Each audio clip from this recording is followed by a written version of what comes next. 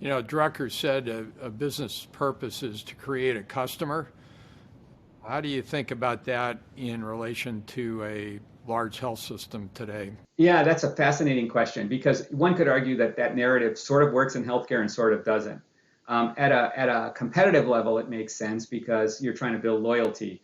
But there is also the broader notion, which is that the purpose of the healthcare system, if we executed ourselves perfectly, is to not have customers because people would be well or be able to care for themselves. I mean, you go back and look at um, the Mayo brothers at the founding of the Mayo Clinic, and one of the concepts from one of the brothers was that the purpose of medicine was to eliminate the need for a doctor. And his concept was that essentially, given what doctors could do back 125 years ago, which wasn't much, a pill that could actually treat a condition was a way better answer than seeing a doctor who didn't know what they were doing.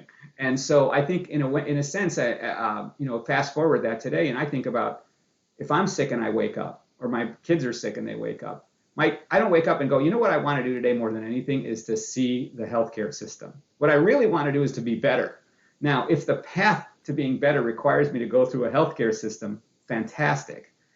But that's my goal isn't to have a relationship with the healthcare system. My goal is to get to a physical outcome.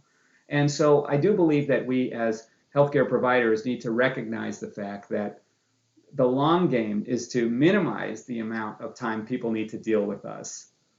However, we also want to be in a situation where if someone needs care, we want to be the place that they would prefer to go to because of the nature of the experience and the nature of the quality of the outcomes they're going to get. So I think we have to hold both of those concepts in our mind at the same time.